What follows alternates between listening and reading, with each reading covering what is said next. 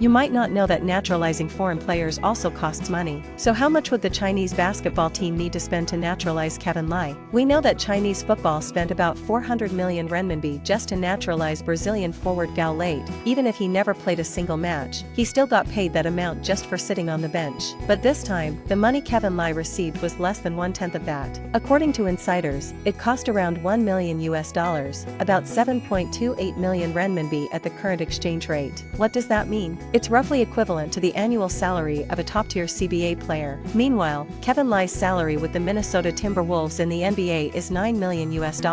Compared to the price tag of football naturalizations or even CBA salaries, Kevin Lai is basically a bargain. This naturalization marks the first time ever. Yao Ming set 3 strict criteria, and only Kevin Lai met all of them. He could have demanded any price, but his mom Susan didn't allow it. Unlike Chinese football, where naturalized players were often overpriced, during negotiations between Kevin Lai's family and the Chinese Basketball Association, economic terms weren't heavily discussed. In the end, the cost wasn't borne by the CBA or by a domestic club like in football. Instead, the entire expense of naturalizing Kevin Lai was covered by sponsors. On July 24, 2023, the Chinese Basketball Association shared a photo of Yao Ming, Kevin Lai, and his mother Susan, officially announcing the completion of the naturalization process. Kevin Lai will now wear the national team jersey to compete in the World Cup, aiming to secure a spot in the Paris Olympics. France's center Rudy Gobert, who is also Kevin Lai's teammate in the NBA, immediately liked the post. Actually, the whole naturalization process started back in autumn 2022. At that time, the Chinese Basketball Association reached out to Kevin Lai to ask if he'd be willing to represent China. Just 1 week later, he replied, "I'm in." 4 years ago, China's disastrous performance at home in the World Cup led to their first Olympic absence since 1984. Then in the 2022 Asian Cup, they finished a humiliating 8th place. Chinese basketball had hit rock bottom.